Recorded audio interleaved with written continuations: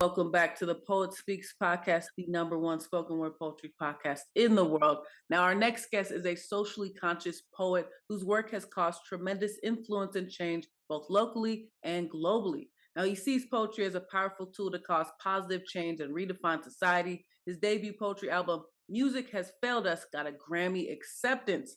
Now, he's been published in literary outfits in Canada, USA, United Kingdom, and has performed the Lagos International Poetry Festival, Say It Out, Lagos Talks Town Hall Meetings, Nigeria National Chess Championship, Global Poetry Meet, organized by Poets of Bangalore, India, and so much more. Now, please welcome to the podcast, IB. IB, how are you? I'm very well, Amanda. How are you doing too?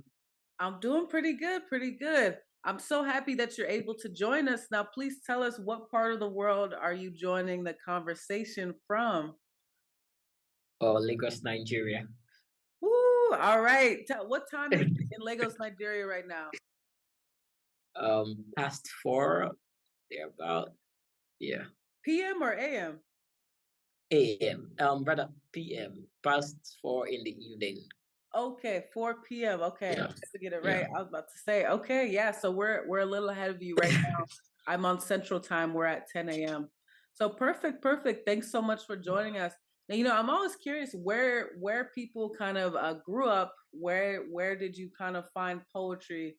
And but most importantly, where is your childhood? Where did things start for you? Are you born and bred, raised in Nigeria? Yes, born, bred, raised in Lagos, Nigeria. Uh, this is the only place I've known. Okay, absolutely. Tell me, when you Yeah, were growing up a little bit, when did yeah. poetry kind of find you? Did it find you there, or did it find you? Yeah, did it find you in Lagos? How did you find poetry? Was it during childhood? Did you find it more so Mm. towards adulthood? Yeah, I think since eight, I've always been a lover of stories and how they are crafted, right? So I'm always the child that listens to my parents, right? That listen to when they talk, when they give gist from work or stuff. So I've always been interested in stories and how they are crafted. Coupled with the fact that I grew up with books, right? I love to read a lot. Every day my parents come back from work and they also bring back a daily, so I'm reading all of these stories and I'm reading all of these, people call it news but I call them stories, right? All of these books and newspapers, national dailies and all of that. So that's where it just really began for me. Then I decided, oh, if there's going to be like so much negativity, can as well tell our stories positively as well. So that's where it started from me, right? Absolutely. Now, tell us a little bit about the poetry Mhm. scene in Nigeria. Not only if you know, not just Lagos, but also maybe like in other parts. What is poetry for those that don't know? What's the poetry scene out there look like? Is it popular? Is it more underground? What does it look like? Well, the poetry scene in Nigeria is really wild. Like it's very popular, especially. I mean, we have a Nigeria has a rich history when it comes to the arts and literary works, right? Talk about Chinua Achebe, talk about Christopher Okigbo, talk about Wole Soyinka, right? You talk about great guys like that. Then we have also not a couple, a lot of people making waves. Romeo Riogun. You talk about Demi Ajayi. You talk about Ife Paul Azino. You talk about Toby Abiodun. Talk about a whole lot of poets out there. Philip Asaya. They're great guys, and the poetry scene. We have so many poetry events, shows, festivals, and all of this. So it's really big, right? So we're making it. Um, it's that big that uh the scene for stage and page is really massive, right? So yeah, it's really, really, really big out here in Nigeria. Absolutely. Wow. What is kind Mm, of, I mean, like for, it's even though the art scene's so big out in Nigeria, I'm curious from mm, your childhood. I mean, I know as being first generation Nigerian, living in the States right now myself, my parents never wanted poetry to be any type of full-time career. It was either become a doctor, become a lawyer, become a I don't know, engineer, something along those lines. How did you get what was your response from family members in terms of, you doing poetry? Oh, okay.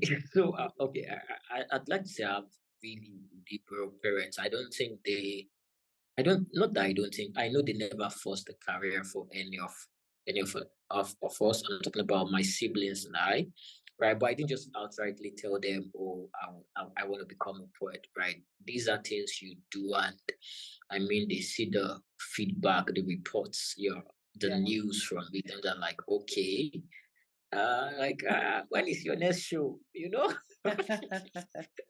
So Yeah, it's something that they grew into. I wouldn't say I outrightly went to meet them to say I want to be a poet, but I mean they've seen how my transformative it can be, right? And so they're also in love with it as well, I guess. absolutely. No, that's great to hear. I think the Mm, support from family makes a huge difference in the arts. Absolutely. yeah, Now that's true. tell us, I'm so curious. So you kind of found poetry in the everyday, mundane things. So newspapers, you looked at a story as everywhere, everything that you saw. Yeah. What was kind of your main inspiration for writing? How did you become, what became kind of your main inspiration to really get into writing then in poetry? Okay, apart from society, right? Because I'm a socially conscious poet, right? I like to write about the human experience generally. I think I fell in love with writing from my love of silence. I think silence is the greatest influence in my writing because I feel like when I'm quiet, I listen more, right? And I can hear different things, right? I can hear the wind and hear the people and hear the cries and hear society and what they are yearning for. So I'd say silence is one of my biggest uh, inspiration in the sense that it lets me really deep do some deep thinking and say, okay, on this issue that it's society, what do you think you can talk about? What do you think you can write about? Do you think this is the way to go, or do you even need to have an opinion? Just put the story out there and leave it open ended. So I'd say silence has been my biggest influence in my writing. Absolutely. No, that's an interesting statement. Silence is the biggest influence in your writing. What is it about you that you think you kind of relate, you find those things in the silent places in life? What is it about silence necessarily that inspires you to write about it per se? Okay. So I'd say the writing experience for me is an inside out experience, right? So if I cannot hear myself, I cannot sit with myself in seclusion, right? And so that's in that way, that's how silence has influenced my work. The fact that Mm, it allows me become vulnerable. I don't in my seclusion. I don't need the distraction of people around me, the noises. I don't need to even, you know, hear not necessarily other opinions, right? But I need to sit with myself and analyze things and be true and be vulnerable in that moment. I feel like that's why silence is um, one of the, if not the major influence in my work. absolutely, absolutely. No, that's a very powerful and interesting way to look at it. So tell us a little bit. What I Yeah. found very interesting about you was in 2021, you were part of a group of poets that advocated for the Recording Academy to make spoken word poetry at the Grammys. And this led to the birth of the Best Spoken Word Poetry Album category in 2022. Now that is amazing. Now tell us a little bit about how that came about and what's that meant for you. Tell us, what was that even group that you were a part of? Tell us the conception. How did this whole thing come about? Uh, okay. It's been an advocacy that's been on for a long time. Before 2022, spoken word poetry at the Grammys shared a category with monologues, speeches, ebooks, audiobooks, and all of those kind of things, right? So in 2021, led by the amazing JIV. JIV is one of America's greatest poets, right? He contacted me and a group of other poets and said, okay, we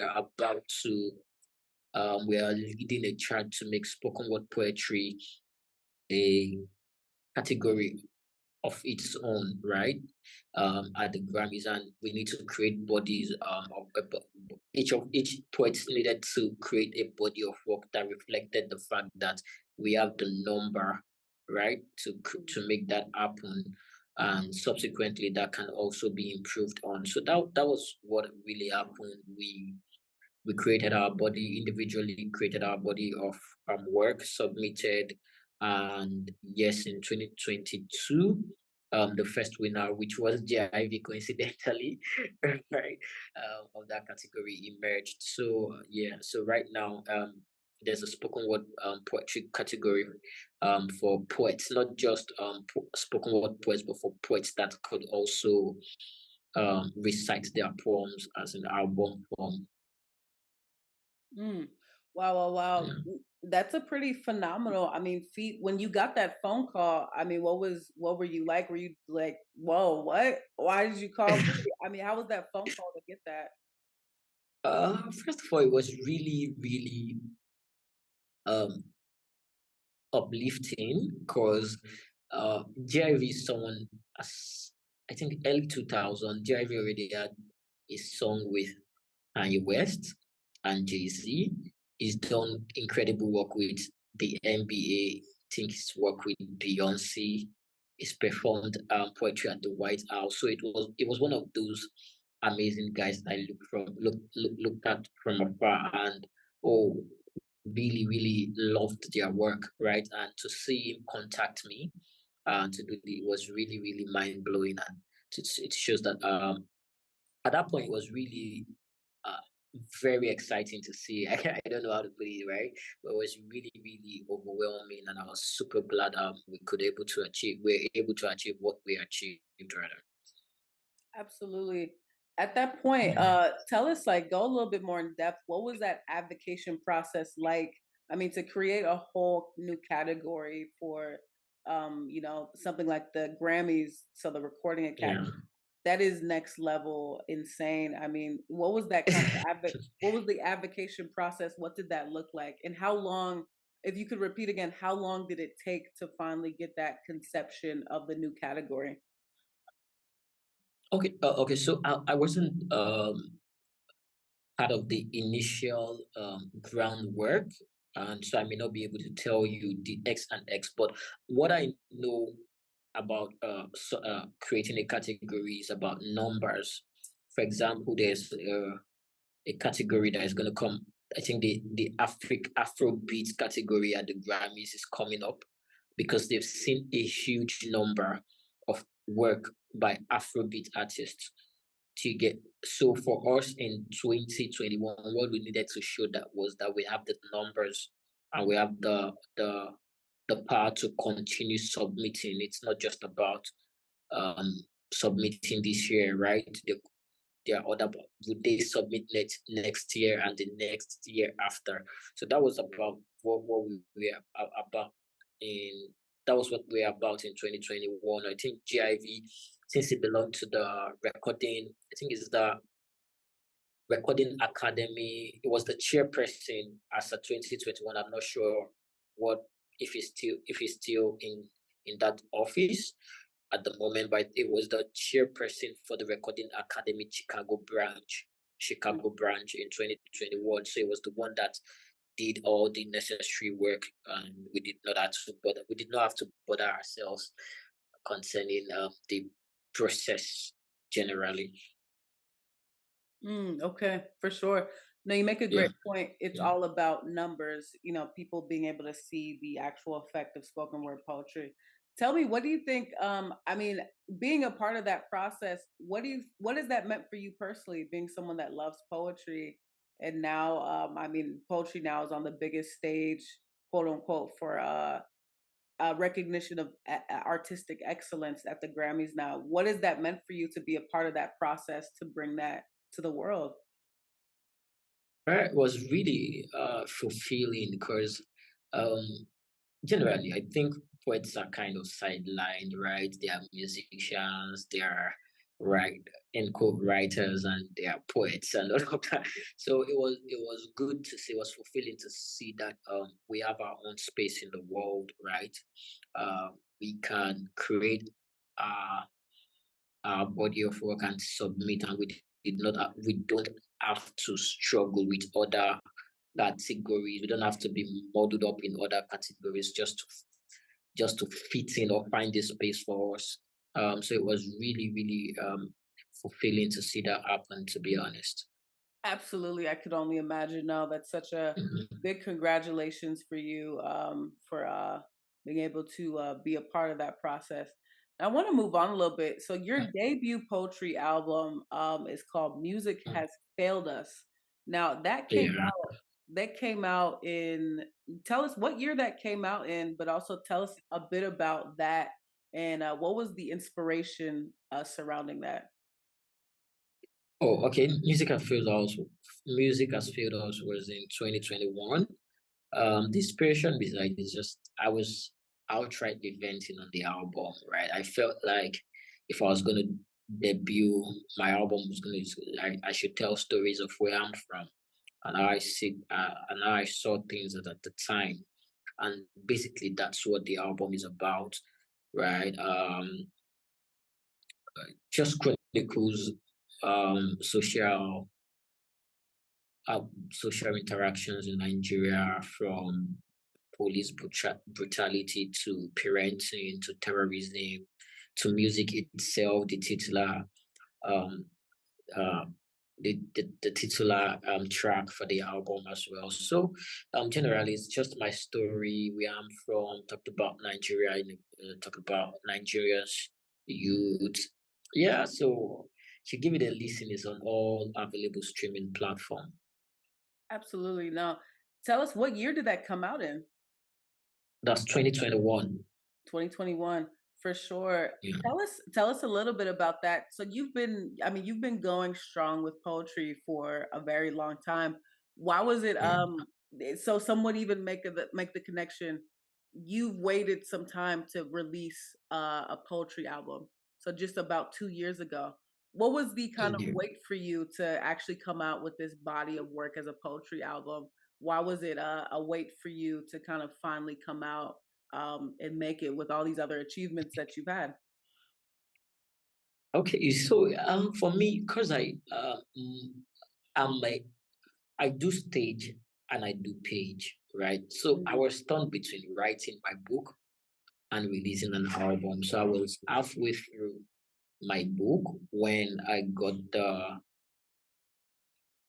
call to create an album that we're going to do the whole Grammy advocacy thing, right? So that was one of the reasons why I actually had to push the album forward. The album was supposed to come after the book, right? And so that's it. But I'm not sure we'd have to wait that long anymore to see me to see me releasing other body of works, right? sure, sure, absolutely. Yeah.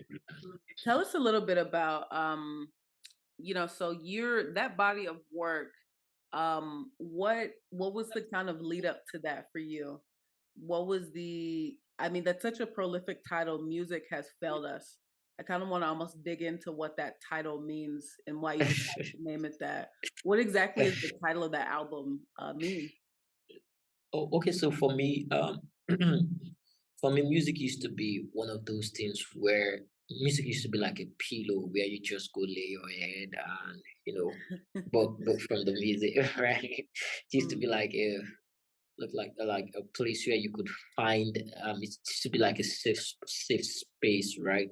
mm, But at the time I was writing the poem Music Has Failed Us, there was so much vulgarity, vulgarism, pervasiveness, and all of that, especially mostly in our songs. I felt like they were deeper stories our musicians could tell at that point, most especially the world at the time, the world, and still right now, the world was listening or is listening to Africa, most especially Nigerian music, cheered by Afrobeat. So I just felt like we can do, or we could have done better with the Yeah, kind of stories we're pushing at the time. So basically, that was the inspiration behind music has failed us. absolutely. For you, I Mm, mean, being in Nigeria, what are some of those kind of, like you said, a lot of it is based off of you feel like we can do better. What is it yeah. specifically that you feel like we can do better on? Um.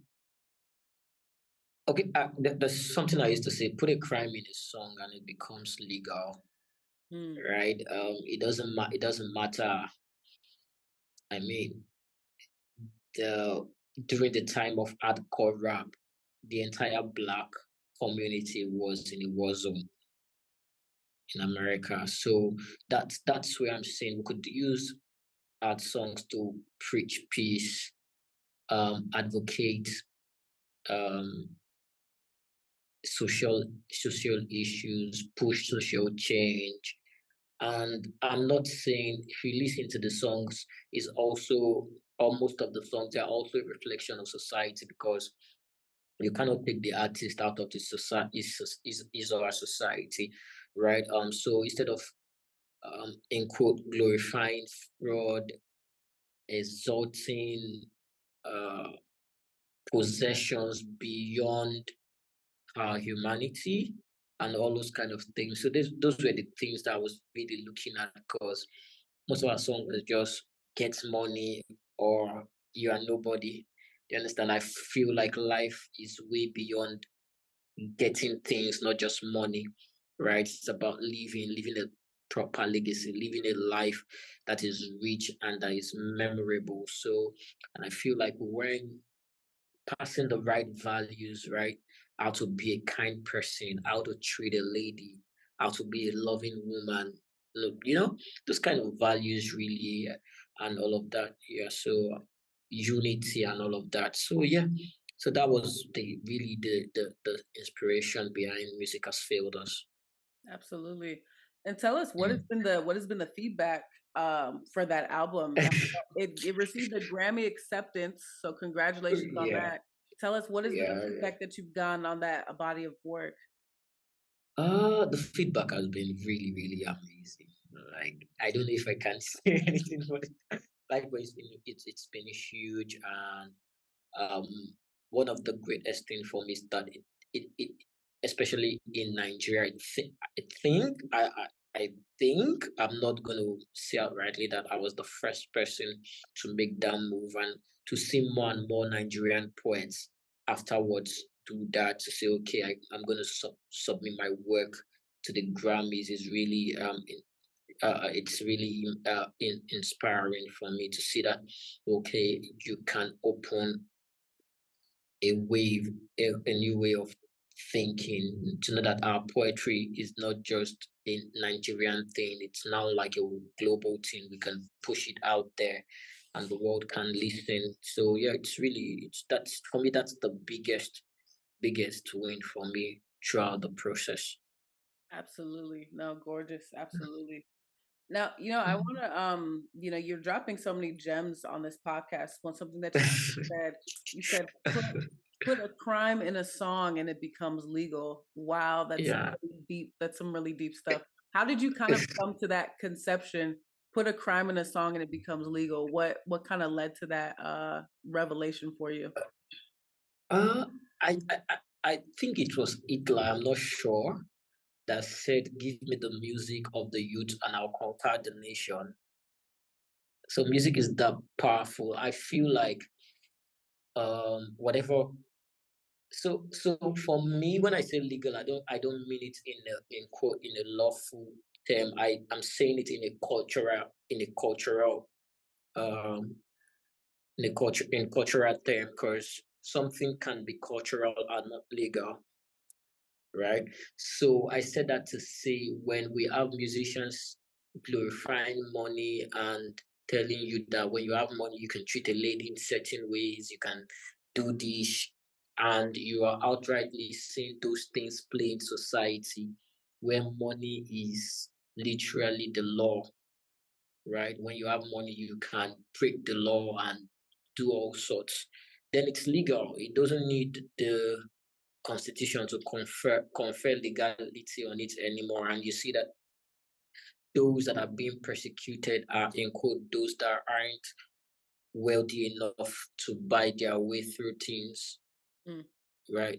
So that's where I just said that's why I said put a crime in a song and it becomes legal, because music music literally is like the air we breathe. Once you put it out there, it has a life of its own. You don't know how, you don't have the power to control it anymore, right?